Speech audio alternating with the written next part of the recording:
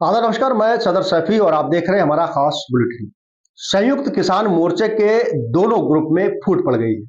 राकेश टिकैत के बयान ने दूरियां बढ़ा दी है और केंद्र सरकार पर लगातार जो धरना प्रदर्शन चल रहा है उसमें भी अब फूट पड़ती दिखाई दे रही है। कृषि और ऐच्छिक किसान मांगों को लेकर शनिवार को पंजाब और हरियाणा में एक साथ दो अलग अलग किसान महापंचायतें हुई। इन पंचायतों से पूर्व संयुक्त किसान मोर्चे के दोनों ग्रुपों में एकता के आसार बनते नजर नहीं आए। जब संयुक्त किसान मोर्चा की ओर से बनाई गई 6 सदस्यीय कमेटी ने संयुक्त किसान मोर्चा गैर राजनीतिक के नेताओं के साथ बातचीत शुरू की, लेकिन आज एसकेएम के नेता राकेश टिकैत ने फिर बयान दे दिया। बयान में राकेश टिकैत ने कहा कि घरौरी में चल रहा मोर्चा केंद्र सरकार की ओर से चलाया जा रहा है और जानबूझकर इसे लंबा किया जा रहा है। उन्होंने कहा कि यह मोर्चा अभी और लंबा चलने वाला है। इसी बीच राकेश टिकैत का कहना है कि घरौरी मोर्चे की ओर से किसानों, सिखों और पंजाब को बदनाम किया जा रहा है और इससे केंद्र सरकार को फायदा हो रहा है। टिकैत के इस बयान से दोनों संगठनों के बीच में एकता की संभावना बहुत ही कम हो गई है। आपको बता दें कि ध्यान रहे कि एमएसपी की कानून गारंटी की मांग को लेकर जगजीत सिंह डल्लेवाल, जो संयुक्त किसान मोर्चा गैर राजनीतिक के नेता है, पिछले 40 दिनों से अनशन पर बैठे हुए हैं।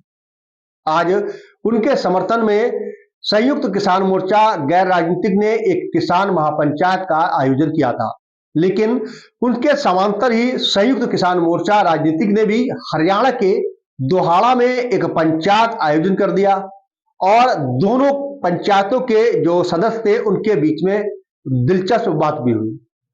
दिलचस्प बात यह है कि इस ग्रुप को बीते कल सुप्रीम कोर्ट की हाई पावर कमेटी ने बातचीत के लिए बुलाया था, जिसमें शामिल होने के लिए इनके नेता बलबीर सिंह राजेवाल ने ये कहते हुए रद्द कर दिया कि अगर हम मीटिंग करते हैं तो इससे गलत संदेश जाता है। लेकिन इस बात का क्या जवाब दें कि संयुक्त किसान मोर्चे के समांतर ही एक और पंचायत भी करा दी गई।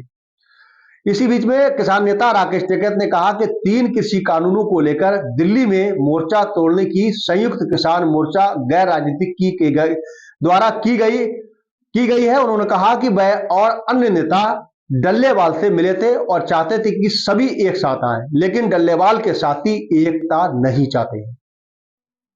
इसी बीच किसान नेता डॉक्टर दर्शन पाल ने कहा कि एकजुटता की कोशिश के लिए 6 सदस्यीय कमेटी का गठन किया गया है।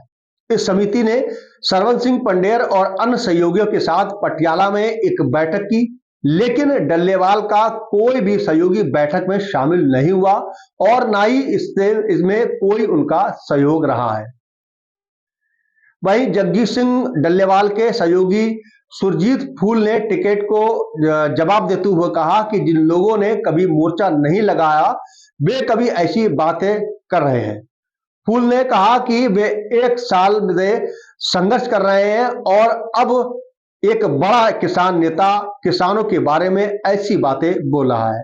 किसान नेताओं के बयानों से साफ जाहिर है कि बेशक सभी किसान संगठनों के लक्ष्य और मांगे एक जैसी हैं, लेकिन आज जिस तरह से अलग अलग महाकिसान पंचायतें हुई हैं, उससे दोनों संगठनों के बीच में एकता के दरवाजे बंद नजर होते चले आए हैं।